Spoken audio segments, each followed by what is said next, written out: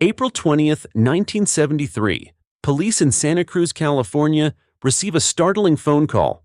The man on the line calmly admits to a string of gruesome murders, including the brutal killing of his own mother. This is not just any killer. This is Edmund Kemper, the 6'9" giant known as the Co-Ed Killer, and his story is one of the darkest in criminal history. Santa Cruz, California, in the early 1970s, was a college town filled with bright young students chasing their dreams, but it was also a town living in fear. Between 1972 and 1973, 6 female students from local colleges, including Cabrillo College and UC Santa Cruz, vanished without a trace. The streets, once filled with laughter, were now filled with whispers of a killer on the loose. That killer was Edmund Kemper, a man whose violent tendencies were rooted in a deeply troubled past. Born on December 18, 1948 in Burbank, California, Kemper grew up in a tumultuous household. His mother, Clarnell Strandberg, was domineering and emotionally abusive, often belittling him and forcing him to sleep in a dark, windowless basement. This fractured relationship would later become the foundation of his rage. Kemper's first murders came early.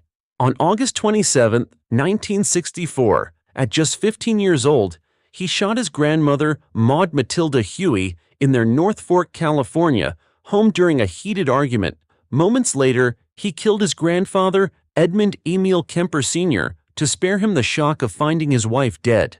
When asked why he did it, Kemper chillingly replied, "I just wanted to know what it felt like to kill Grandma."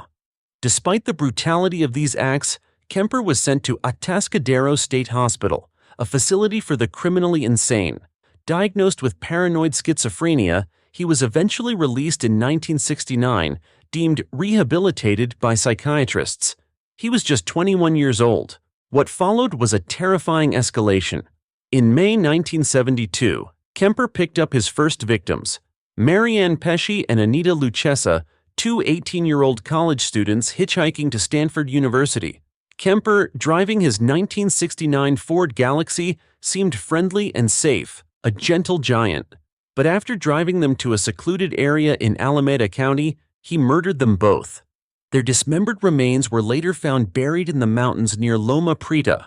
Over the next 11 months, Kemper continued his killing spree. On September 14, 1972, he lured A.K.A, a 15-year-old high school student, into his car.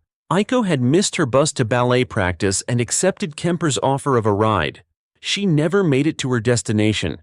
Instead, she became another victim, strangled and dismembered in Kemper's apartment. In January 1973, Kemper murdered Cindy Schall, a 19-year-old Cabrillo College student. He shot her, then brought her body back to his apartment where he dismembered her in his bathtub. In a horrifying twist, Kemper later buried her severed head in his mother's backyard, positioning it to look up at her bedroom window. When asked why, he said it was a way to symbolically humiliate her. By April 1973, Kemper's rage reached its peak. On the night of April 20th, after years of seething resentment, he attacked his mother Clarnell in her Aptos, California, home. Using a claw hammer, he bludgeoned her to death while she slept. He then decapitated her and used her severed head for unspeakable acts, later stating, "I put her where she always yelled at me the most, on the mantle." The following morning, Kemper invited his mother's best friend, Sarah Hallett, over for dinner, and killed her too. Hours later, Kemper fled to Pueblo, Colorado, driving nearly 1,500 miles. There, on April 23, 1973, he called the Santa Cruz police and confessed to the murders. Detective Jim Connor, who answered the call, initially thought it was a prank, but Kemper's detailed descriptions of the killings left no doubt. He even told them where to find the bodies. When asked why he turned himself in, Kemper said, "I just got tired of killing." Investigators were shocked not only by the brutal nature of his crimes, but also by his calm demeanor and chilling intelligence. At 24 years old, Kemper had killed 10 people, including his grandparents, his mother, and 6 young women. Edmund Kemper was convicted of 8 counts of first-degree murder and sentenced to life in prison without the possibility of parole. He remains incarcerated at the California Medical Facility in Vacaville, where he spends his time reading books and recording audiobooks for the blind. But his story continues to haunt those who hear it. Was Kemper born a killer, or was he shaped by his abusive upbringing and the failures of the system? Could the deaths of Marianne Pesce, Anita Lucchesa, A.K.A, Cindy Shaw, and the others have been prevented? Share your thoughts in the comments below.